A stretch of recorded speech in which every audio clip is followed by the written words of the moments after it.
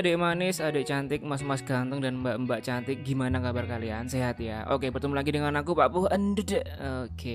Oke cuy, alur film kali ini yaitu berjudul This Final Hour. Jadi menceritakan detik-detik sebelum kehancuran gitu ya. Jadi ya bisa dibilang detik-detik sebelum kiamat gitu ya. Jadi apa yang akan kalian lakukan kalau sebentar lagi kiamat gitulah? Sholat, berbuat baik gitu pastinya kan ya.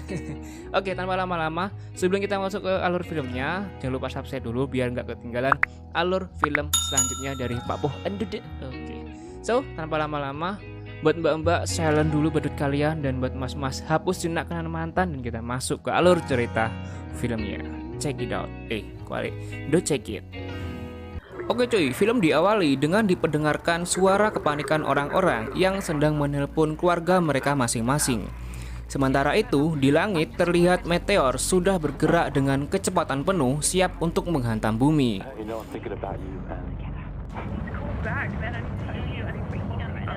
Scene berpindah di mana ada seorang pria dan wanita yang sedang bercinta. Namun setelah itu si pria pergi meninggalkan wanita itu dengan begitu saja. Waduh lah kok enak nih. Saat pria tersebut di perjalanan, ada seseorang yang berbicara di radio memperingatkan untuk menjauhi pantai. Dan dia juga mengatakan bahwa mereka semua akan mati kepanasan. Wah. Kemudian pria tersebut mengganti saluran radionya dan menemukan saluran VK6DF. Saluran radio tersebut memberitahukan bahwa meteor tersebut terjadi di Atlantik Utara 10 menit yang lalu. Selama dalam perjalanan, pria tersebut melihat keadaan kota yang udah kacau. Semua orang sudah menggila, ada yang saling bunuh, bahkan banyak juga yang bunuh diri. Kemudian VK6DF juga mengatakan bahwa Eropa Barat sudah hangus terbakar. Bukan hanya itu, garis pantai timur utara Amerika dan garis pantai Afrika Barat juga sudah terkena dampaknya. VK6DF juga mengatakan bahwa sekaranglah saatnya untuk melakukan apa yang harus kalian lakukan selagi masih ada waktu. Terdapat juga cuplikan-cuplikan scene yang memperlihatkan bahwa mengapa wanita itu ditinggalkan oleh si pria. Sang pria tidak ingin berada di pantai karena dia tidak ingin merasakan kematian yang menyakitkan. Akhirnya si wanita itu tak mau memaksa dan tak menahannya, malah menyuruh si pria itu untuk pergi menemui pacarnya yang sesungguhnya. Namun dalam perjalanan dia dihadang oleh seseorang pria yang ingin mengambil mobilnya dengan paksa. Walaupun kehilangan mobilnya, namun pria tersebut berhasil kabur. Kemudian dia melihat ada seorang gadis kecil yang diculik oleh dua orang dewasa. Karena tidak tega, dia pun segera menolongnya. Setelah berhasil menyelamatkan, gadis kecil tersebut mengatakan bahwa dia ingin bertemu dengan ayahnya. Dia bercerita sebelumnya dia dan ayahnya akan pergi ke rumah Bibi Janice. Tetapi saat di gelanggang es di daerah Malaka, mereka kehabisan bensin. Ayahnya menyuruhnya bersembunyi untuk sementara, namun sampai sekarang ayahnya tidak kunjung kembali. Anak kecil itu sangat menginginkan kembali ke Malaka untuk mencari ayahnya, dan akhirnya mereka pun pergi ke Malaka. Sesampainya di Malaka, DK6DF mengabarkan bahwa pusat Amerika sudah lenyap dan mengatakan waktu mereka tinggal 10 jam lagi. Gadis kecil itu memanggil-manggil ayahnya, namun sepertinya tidak ada satupun orang di sana. Akhirnya gadis kecil itu meminta diantar ke rumah Bibi Janice sambil menunjukkan foto dia dengan ayahnya. Dan di sini kebetulan ibu gadis kecil itu sudah lama meninggal. Jadi hanya ayahnya lah yang dia harapkan. Namun pria tersebut tidak bisa mengantarkannya. Dia ingin menitipkan gadis itu di rumah adiknya yang kebetulan rumahnya berada di dekat situ. Gadis itu sempat menolak, akhirnya dia ikut dengannya karena takut ditinggalkan sendirian.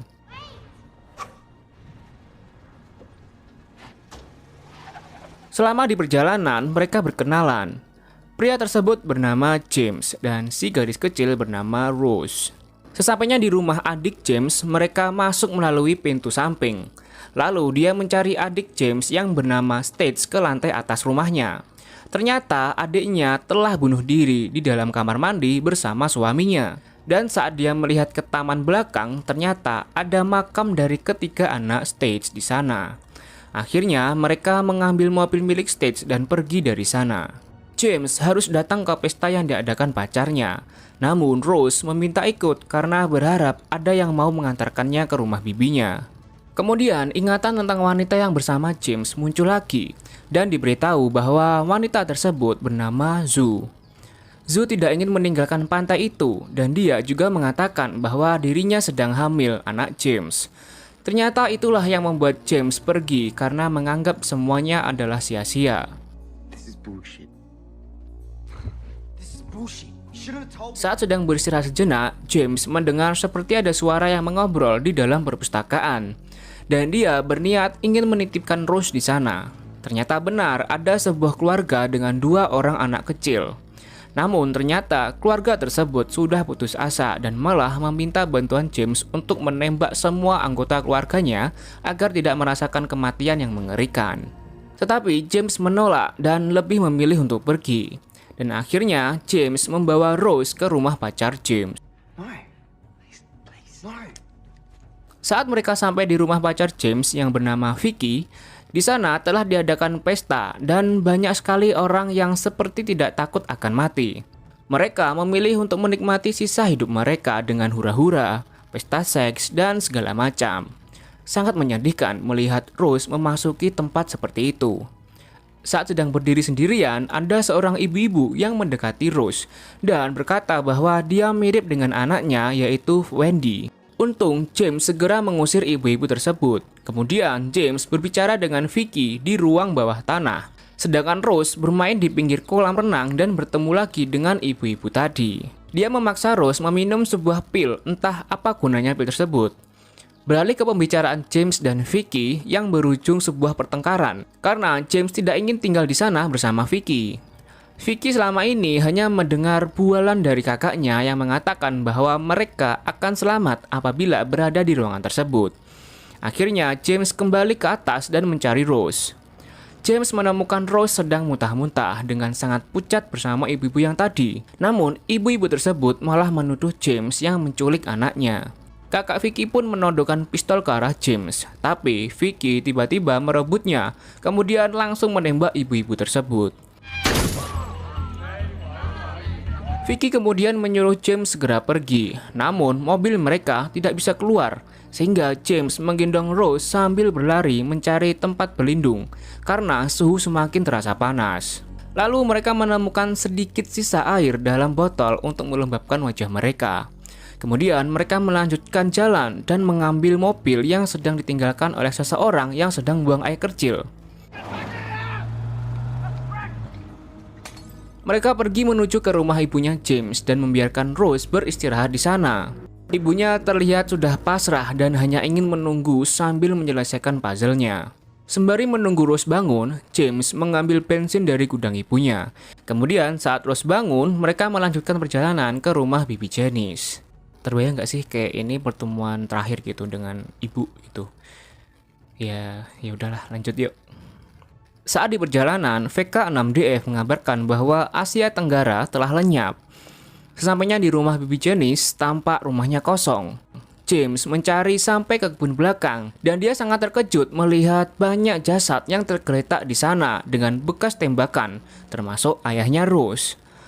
James tidak tega memberitahu Rose, namun Rose memaksa ingin melihat ayahnya. Akhirnya, James membawa jasad ayah Rose. Dan Rose pun menangis kehilangan saat melihat ayahnya telah tiada.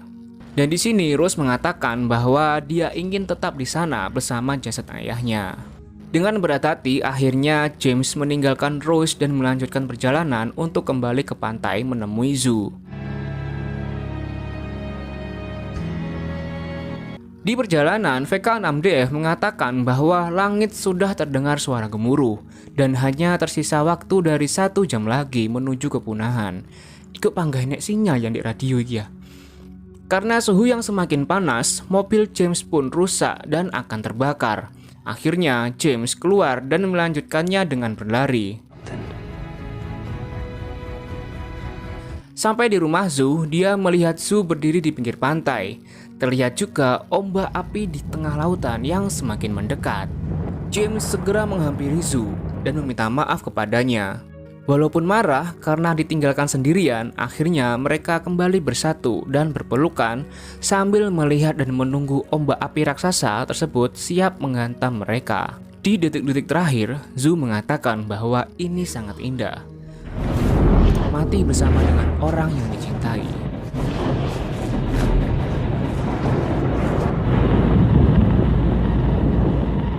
Dan film pun berakhir.